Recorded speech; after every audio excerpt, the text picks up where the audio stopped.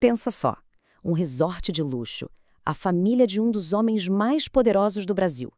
E no meio disso tudo, uma operação secreta e legal funcionando ali, debaixo do nariz de todo mundo. Pois é, hoje a gente vai mergulhar numa investigação jornalística que revelou uma conexão, no mínimo, surpreendente entre um ministro do Supremo Tribunal Federal e um cassino clandestino. O cenário é esse aí, um resort de alto padrão, sabe? Um lugar para descansar, para ter lazer. Mas o que acabou chamando a atenção dos jornalistas não foi o luxo, não. Foi uma conexão nos bastidores, uma ligação com uma das figuras mais poderosas do nosso judiciário.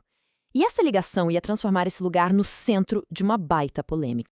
Tudo começou com uma informação. A equipe de reportagem recebeu uma dica de que algo estranho estava acontecendo lá no resort. Algo que definitivamente não deveria estar ali. Era só a ponta do iceberg, e eles sabiam que precisavam puxar esse fio. Com essa pista na mão, a equipe foi até lá para ver com os próprios olhos. Só que confirmar a suspeita não ia ser tão simples assim.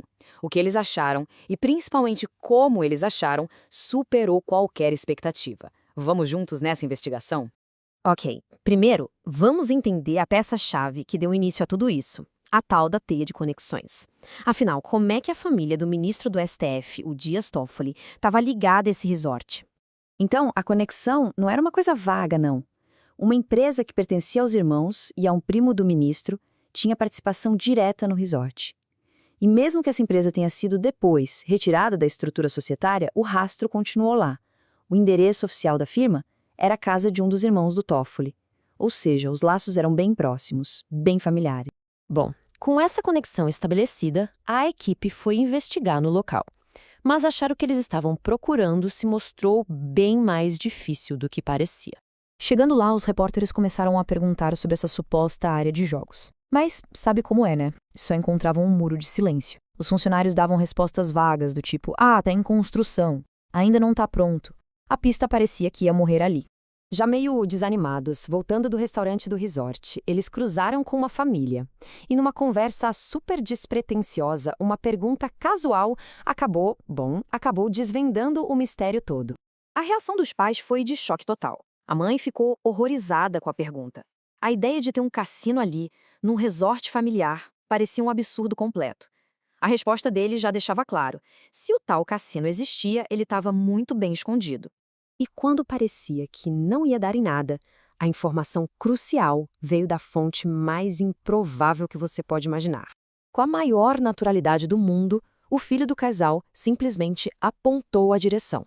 Aquela dica, que os pais nem sonhavam que existia, foi a chave que levou os jornalistas direto para o local secreto. Seguindo a indicação do menino, os repórteres finalmente chegaram ao destino, e o que eles viram lá dentro não deixava nenhuma dúvida. O que eles encontraram era literalmente a anatomia de um cassino. Uma área reservada, sem janela, com luzes de neon, aquele barulho típico das máquinas caça-níqueis, e um detalhe que choca: crianças circulando livremente pelo ambiente, sem controle nenhum. Para ter certeza, para confirmar a natureza da operação, uma das repórteres resolveu jogar. Ela foi lá e apostou R$ 50 em uma das máquinas. E esse é um ponto fundamental. Não era um jogo de brincadeira com fichinha de fliperama. As apostas eram feitas com dinheiro de verdade via Pix e os prêmios também eram pagos em dinheiro. Era jogo a valer, mesmo. Mas a descoberta foi além de um simples ambiente de cassino com máquinas. Os funcionários do lugar ofereceram algo mais. Algo que cruza uma linha legal bem clara aqui no Brasil. Olha só, enquanto as máquinas caça-níqueis ainda vivem numa certa zona cinzenta da lei, um dos jogos oferecidos não deixa nenhuma margem para dúvida.